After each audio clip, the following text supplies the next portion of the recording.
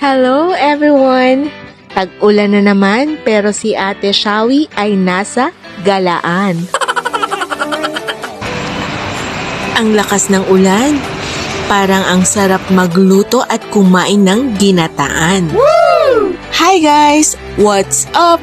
Ito na naman po ang inyong kusinerang sexy, Shawi. Yahoo! And welcome back to my channel. Oops!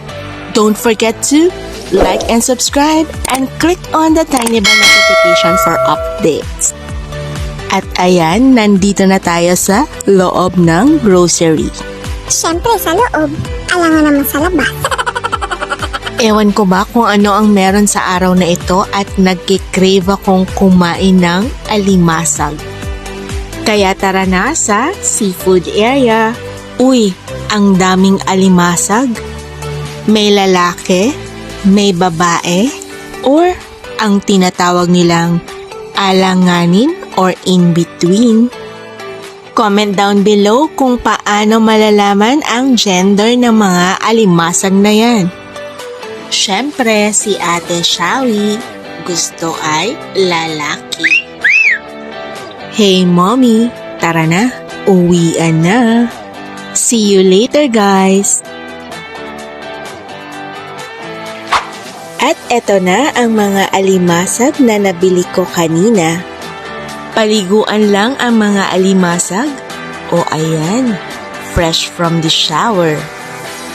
Paalam mga kaibigan, iluluto na po ako para sa kanilang pananghali. First step ay maglagay ng tubig. Then maglagay ng isang barangay na asin. Maglagay ng luya na pampatanggal ng lansa. Takpan at pakuluan for about 10 to 15 minutes. After 15 minutes, ayan, luto na ang mga alimasag. Ang bango! Next step ay maglagay ng paminta, pampalasa. Dapat kanina pa yan nailagay. Kaya lang si Ate Shawi ay medyo bumabata, tumatanda na. Charot.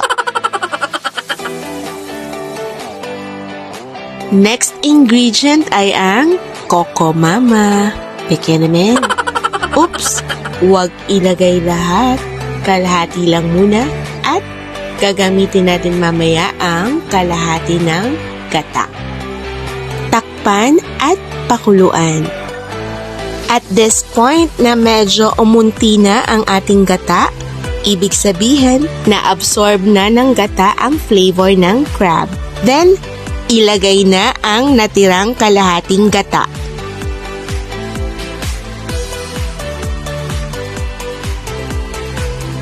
Add some water, pero this is optional, tansya-tansya lang. Takpan at pakuluan. Habang pinapakuluan, let's prepare the other ingredients. Maghiwa ng kalabasa para sa mga taong laging paasa. Charot! Next ingredient ay ang sitaw. Kumain ng sitaw para matutong bumitaw kapag ang mahal ay hindi ikaw. Well, di nga!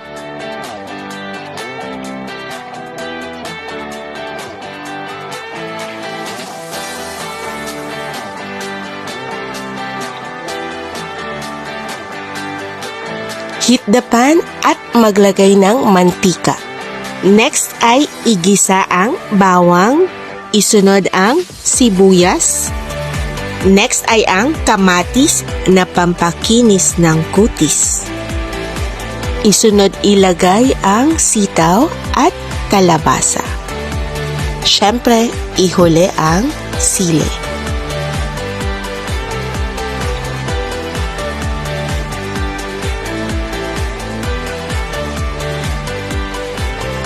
Ayan, kumukulo na.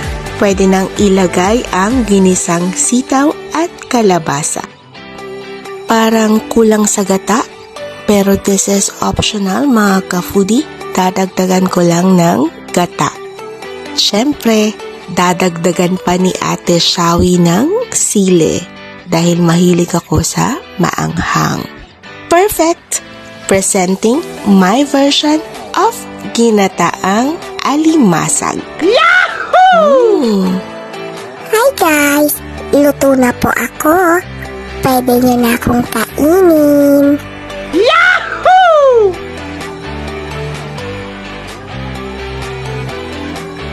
Picky man time na. Let's eat! Siyempre, masarap ito sa mainit na kanin. Uy, Ate Shawi, anong ginagawa mo? Hindi yan kinukutsara, kinakamay yan. Aray, majinit. Galit-galit muna tayo ha. Gutom na si Ate Shawi. Kakain lang ako. Ang bango. Aray, mainit. Grr, ayaw magpakain. Ang daming itlog. Tara, kain muna tayo. Sarap. Thanks for watching. See you on my next vlog. Bye!